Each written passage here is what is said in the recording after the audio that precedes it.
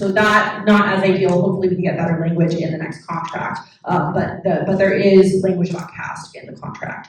And then we also got the ability for union representatives to be to walk students through the Title IX process, university disciplinary procedures, and of course it was important to many workers, and it's one of the key things. We got a raise, and we also got Stanford to commit to a rent schedule, because a huge issue for workers who live in the South Bay, and especially who live on Stanford's campus, is that Stanford is really a company town. We are not, I just learned we are not legally classified as tenants. If you live on Stanford housing, they make you sign a contract that says you can never sue them, you can never be in a lawsuit with them, you are not legally a tenant, and they charge insane rents. So getting them to publish the rent schedule was, I think, a really big win on our part.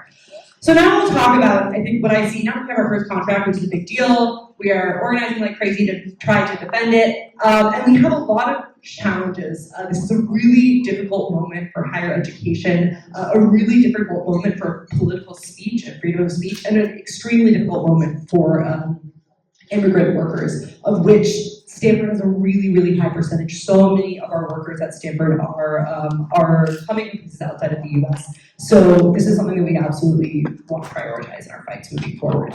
The changes to H-1B visas were mentioned. This is something that our national union, United Electrical, we're organizing under, is trying to kind of address at the national level, and we're going to be monitoring the situation to make sure that this is something that we can keep as a priority, because this would affect so many graduate workers and their ability to kind of continue. Many people are here for 5, 6, 7 years for a PhD, and having these kind of timing requirements around H-1B visas would be absolutely detrimental to a lot of folks.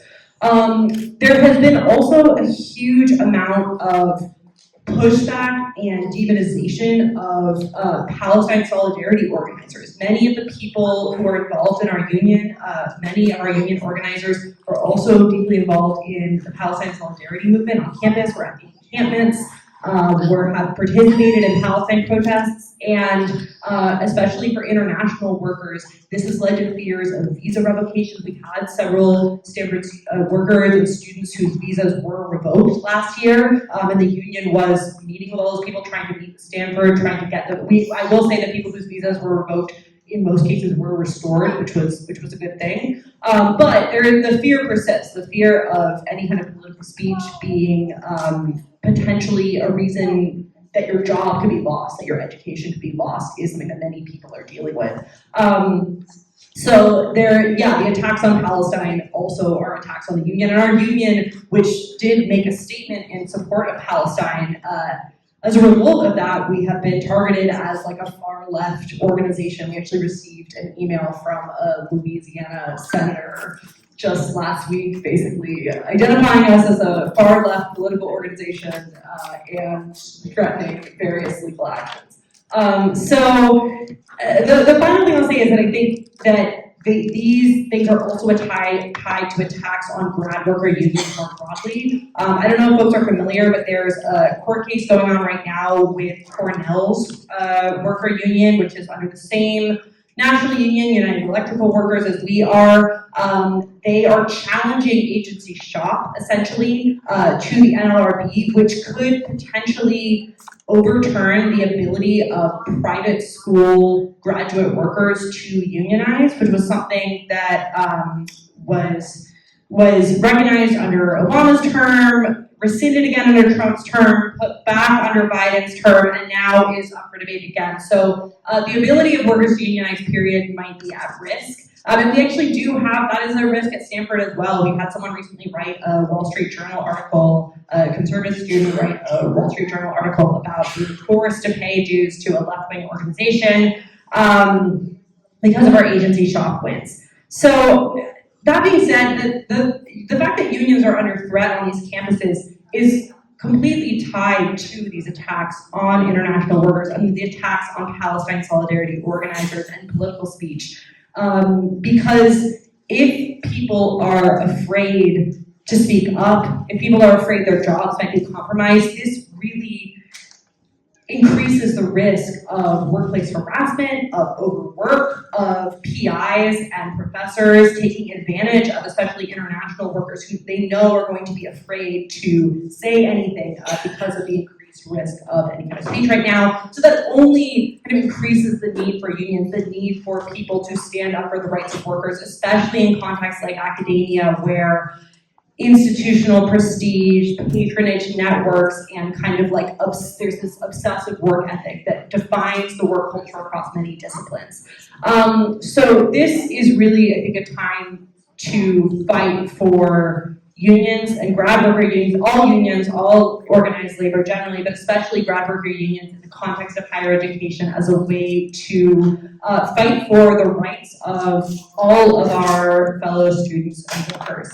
And I think that, yeah, these three things tied together, the threat to international grad workers, attacks on speech, especially speech that is in support, wholly and vocally in support of a free Palestine, and the attack on the ability of workers to organize unions altogether at private institutions like Stanford's.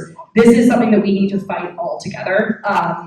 And I think at Stanford that is kind of our key priority, especially noting that Stanford is historically a more conservative student body, so there's some challenges there as well.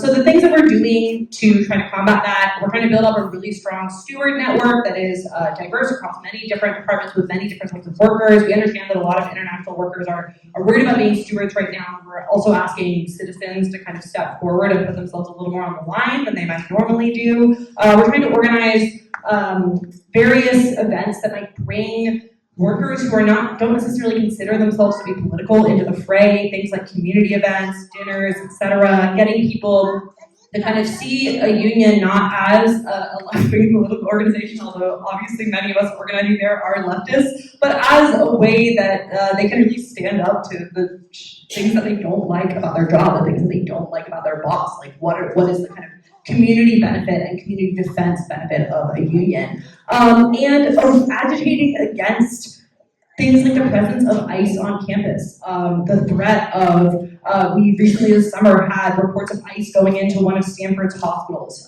We had a bunch of people show up and protest in front of the hospital, be able to organize those kind of rapid responses to threats against our fellow workers. That's something that the union can and is working to do. And finally, we really just want to organize right now.